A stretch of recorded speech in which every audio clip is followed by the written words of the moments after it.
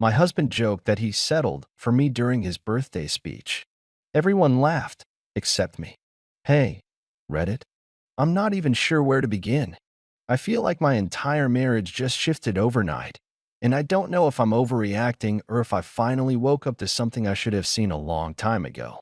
I'm Lillian, 39F, and I've been married to Owen, 42M, for almost 8 years.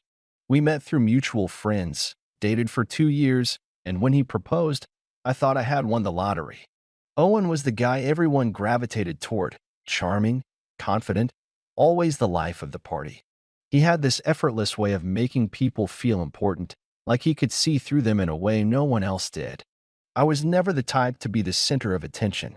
I've always been more reserved, preferring deeper one-on-one conversations over big social events. But Owen made me feel seen. He made me feel like I was the most special person in the room, even when he was surrounded by people who adored him. At least, that's what I thought. Looking back, I wonder if I mistook charm for something deeper. If I fell in love with the way he made me feel in the moment, without really looking at the way he treated me in the long run. But I'll get to that. This all started last weekend. It was Owen's birthday, and as always, he wanted to go big. He doesn't do quiet dinners or small gatherings. No, he wanted a full-blown celebration, a private room at a high-end restaurant, over 30 people, an open bar. His parents were there, my parents, his 2 brothers, my sister, plus a mix of our friends from different points in our lives. It was the kind of event where Owen thrived. I spent weeks planning it. I made sure the venue was perfect, the menu had his favorites, the decorations weren't too much but still made the night feel special. He didn't ask me to do all of that, but I wanted to. Because that's what you do when you love someone, right? The night started off well. Everyone was drinking, laughing, catching up. Owen was in his element, floating from conversation to conversation, basking in the attention. I stayed mostly with my sister and a couple of close friends, enjoying the night but also making sure everything was running smoothly. Then, after dinner, someone tapped their glass, calling for a speech. Owen, of course, stood up without hesitation. He loved giving speeches. Any excuse to hold an audience, to make people laugh, to be the center of everything. I remember watching him, smiling, expecting to hear the same heartfelt, slightly tipsy speech he always gave, something about how grateful he was, how lucky he felt to have such amazing people in his life. And for the first few minutes, that's exactly what he said. But then he turned to me. And, of course, I have to thank my beautiful wife, Lillian, he said, raising his glass toward me. I smiled, ready for the sweet words I thought were coming. Then he smirked. The most patient woman in the world. I mean, let's be honest, I definitely settled. Laughter. Real, genuine laughter. His youngest brother nearly choked on his drink. My father chuckled. His mother covered her mouth, shaking with amusement. I felt my face heat up. My stomach clenched. I forced a smile. Owen, oblivious, or maybe just riding the high of everyone's reaction, kept going. I mean, come on, we all know it. I was the catch, right? Lillian had to lock me down before someone else did. More laughter. Some exaggerated groans. My sister shot me a look, her smile tight and forced. Someone from across the room called out, "Wow, dude," in that playful, half-joking, half-awkward tone. I wanted to sink into the floor. Owen must have noticed my expression because he waved a hand at me, still grinning. "Oh, come on, babe. You know I love you. You got the best deal of your life." That was the moment something in me shifted. Before that, I might have convinced myself he was just joking, that it was harmless, that I was overreacting. But when I looked at him, I didn't see a man who had misspoken or realized he hurt me. I saw a man who genuinely believed what he was saying. And I realized this wasn't new. It was in the little things. The casual comments over the years about how I was lucky to have him. The way he talked about our marriage, always positioning himself as the prize. The way he would joke about my cooking, my fashion sense, my quietness at social events, not in a loving, teasing way, but in a way that always made it clear he thought I was the one who had to keep up. I had brushed it off for years. But sitting there, In a room full of people laughing at my expense, something inside me went quiet. I don't remember much of the rest of the night. I smiled when expected, laughed at jokes, acted like everything was fine. But my mind was racing. By the time we got home, Owen was still in a great mood. He dropped onto the couch, kicked off his shoes, and stretched his arms behind his head like a man completely at ease. "Such a great night," he said. "You did an amazing job planning it, babe." I didn't respond right away. I was standing near the bedroom door, my hands gripping the doorknob so tightly my fingers ached. Finally, I asked, "Do you really believe that?" He blinked at me. "Believe what?" "That you settled." Owen laughed, like it was ridiculous that I was even asking. "Oh, come on, Lillian. You know I didn't mean it like that. It was a joke. But do you believe it?" He sat up, exhaling sharply. "Lil, don't do this. It was just a speech. Everyone was having fun. You're making it into a thing when it's not a thing." I didn't say anything else. I just nodded and went to bed. But I didn't sleep. I stared at the ceiling, feeling like something was tightening around my chest. And sometime in the middle of the night, as Owen snored beside me, I made a decision. I didn't cry. I didn't have some dramatic, emotional breakdown. I just got up, grabbed a suitcase, and started packing. I moved quietly, carefully. I took only what I needed: my ID, my credit cards, a few changes of clothes. I left my wedding ring on the dresser. Then I grabbed my keys, stepped outside, and called for a ride. I went to the hotel and booked a room. My phone was buzzing nonstop with messages from Owen. The first ones were casual. "Babe, where are you? Hey, did you go somewhere?" Then, when I didn't respond, they turned panicked. "Lil, this isn't funny. Call me. Now." I sat on the stiff hotel bed, staring at my phone as the notifications kept piling up. Each vibration sent a ripple of anxiety through my chest, but I didn't open them. Not yet. Outside, the city was quiet. It was late, maybe 2 or 3 a.m., but my mind wouldn't slow down. The reality of what I had just done was starting to sink in. I had left. Just walked out. No confrontation, no explanation. A part of me felt guilty. I could already imagine Owen pacing the house, running his hands through his hair, his frustration boiling over as he tried to figure out what the hell was going on. But another part of me, the part that had been silently shrinking in our marriage for years, felt something else. Something unsettling. Relief. I inhaled sharply, locking my phone and tossing it onto the nightstand. I needed to think. I needed a plan. I hadn't told anyone where I was. Not my sister, not my parents, not even my best friend, Celeste. If I told anyone, they'd have opinions, advice, warnings. They'd either try to convince me to go back or tell me to lawyer up immediately. And I wasn't ready for either. I just needed space. For the next few hours, I lay awake, listening to the hum of the hotel air conditioning, staring at the ceiling, and replaying the night over and over. Every laugh, every glance exchanged across the table. The way Owen had spoken about me like I was some lucky admirer who had managed to win him. Maybe he'd always thought that. Maybe I'd just been too in love to see it. By the time the sun started to rise, my phone had stopped buzzing. Either Owen had given up for the night, or he had decided to wait me out. I turned on my side, exhaustion weighing down my limbs, but sleep didn't come. Instead, a new thought crept into my mind, one I hadn't considered until now. What happens next? Leaving in the middle of the night felt like taking control. But now, with the morning creeping in, it hit me. I had no idea what I was actually doing. I couldn't stay in a hotel forever. I had a job, a house, our house. My clothes, my things, my entire life were still there. What was my next move? As I stared at my phone, debating whether to call Celeste or my sister, my screen lit up again. This time, it wasn't Owen. It was his mother. Of course, she was calling. She had always been deeply involved in our marriage, not in an affectionate, motherly way, but in the kind of way that made it clear she thought her son was some rare gift to the world and that I should be endlessly grateful to have him. I let it ring. Then, a voicemail notification popped up. Curiosity one. I pressed play. Lillian, her voice was tight, controlled, the way it always was when she was masking her irritation.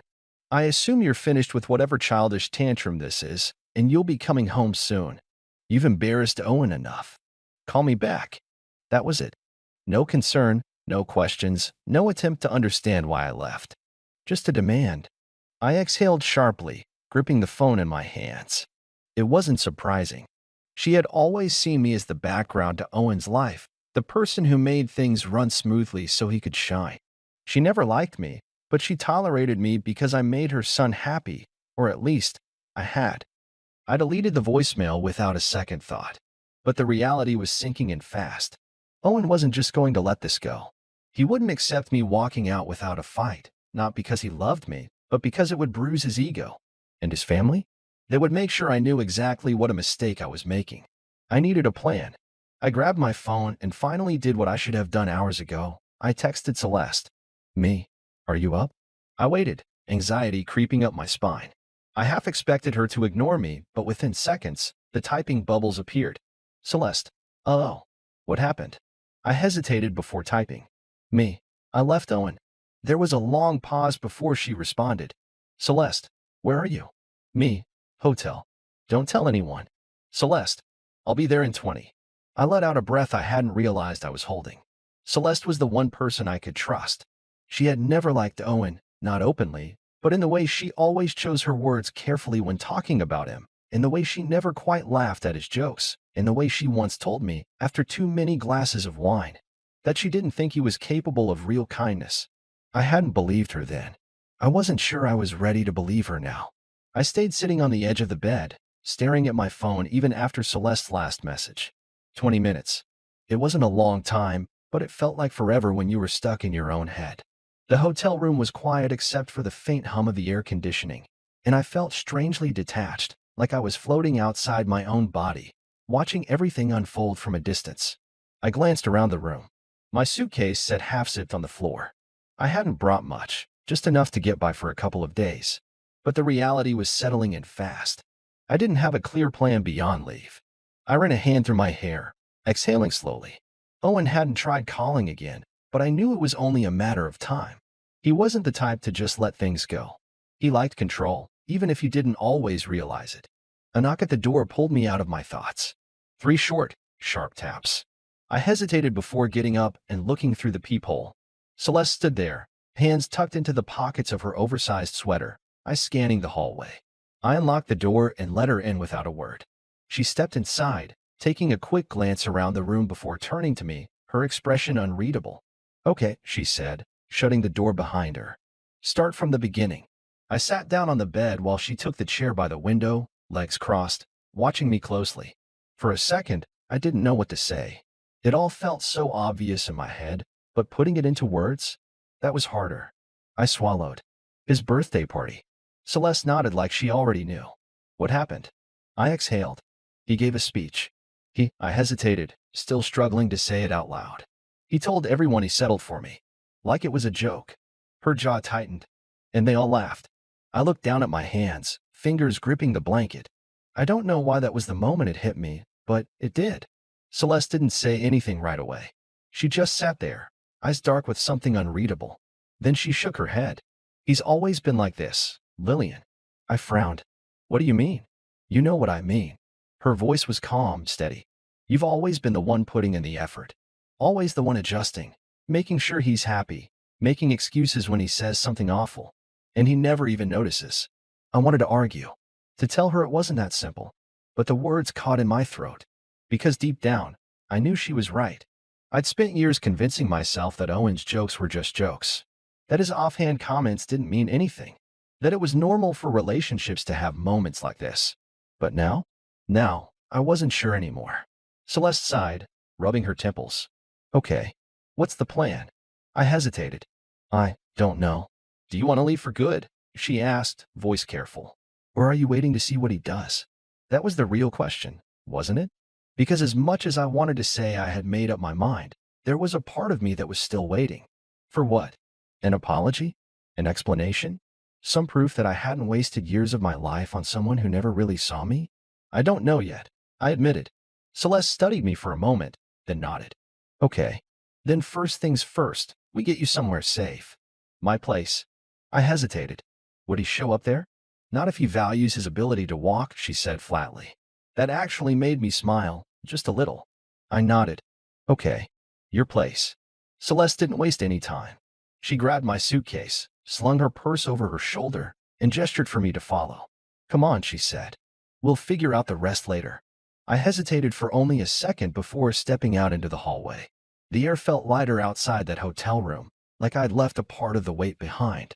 As we drove, Celeste kept the conversation light, mostly talking about work, mutual friends, anything that didn't involve Owen. I appreciated it. I wasn't ready to rehash everything just yet. By the time we reached her apartment, I was exhausted. Emotionally. Physically. Every part of me felt drained. You can crash in the guest room, she said, locking the door behind us.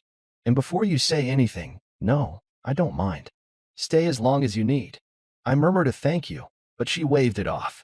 Just get some sleep. We'll talk in the morning. I tried. I really did. But sleep didn't come easily. Because I knew this wasn't over. The next morning, I woke up to a storm of messages, not from Owen this time, but from mutual friends, his brother Joel, and, of course, his mother. I didn't open any of them.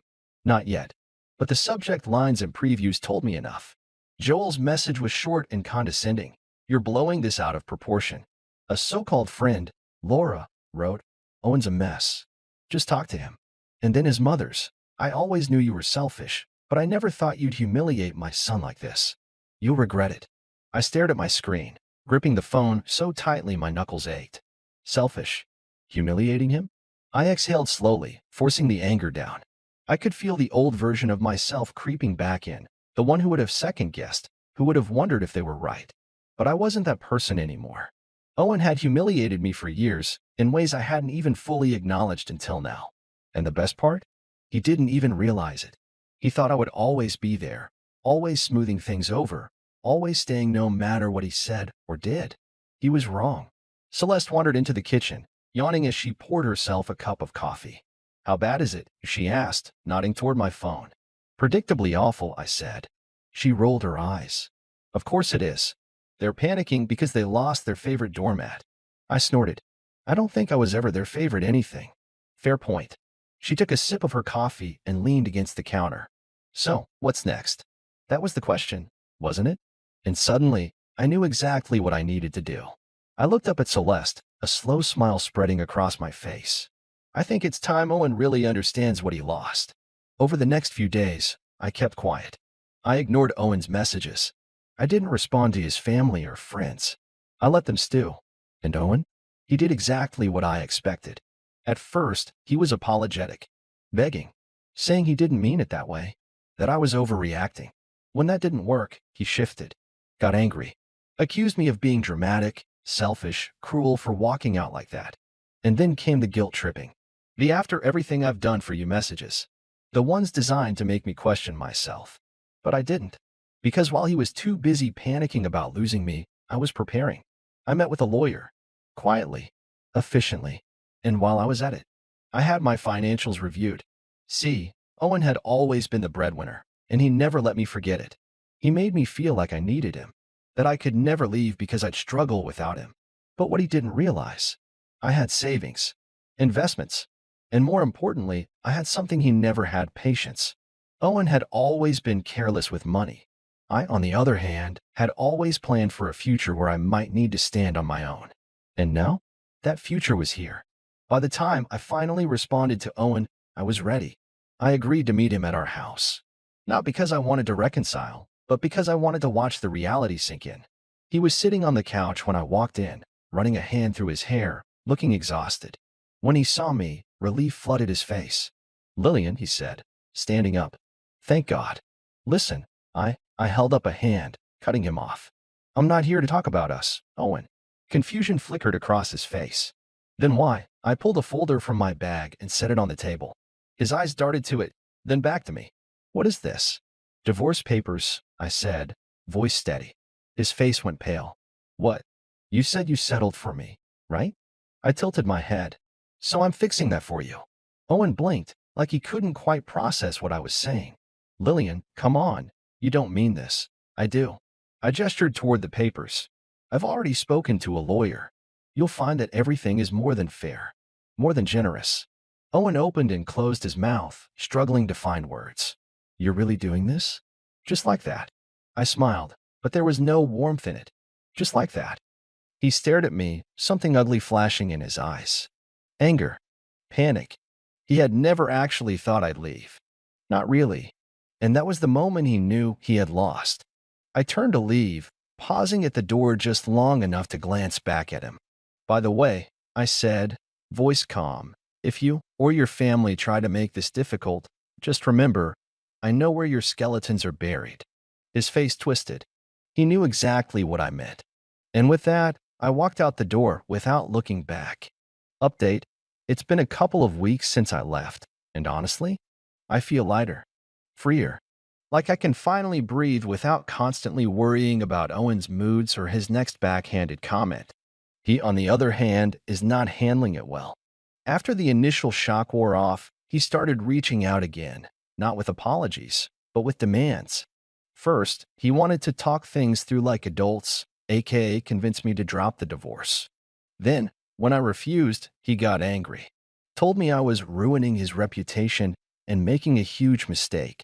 His mother has also been relentless, sending me paragraphs about how I'm throwing away a good man and humiliating the family. Apparently, it's my fault for not being grateful enough.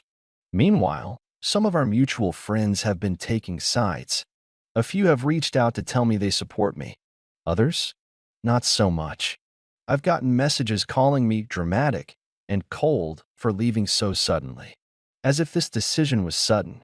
As if I hadn't spent years being slowly worn down by his words. So, Reddit, I have to ask, am I the a-hole for leaving without a word? For refusing to entertain his excuses? For finally choosing myself after years of being treated like an afterthought? I'd love to hear your thoughts.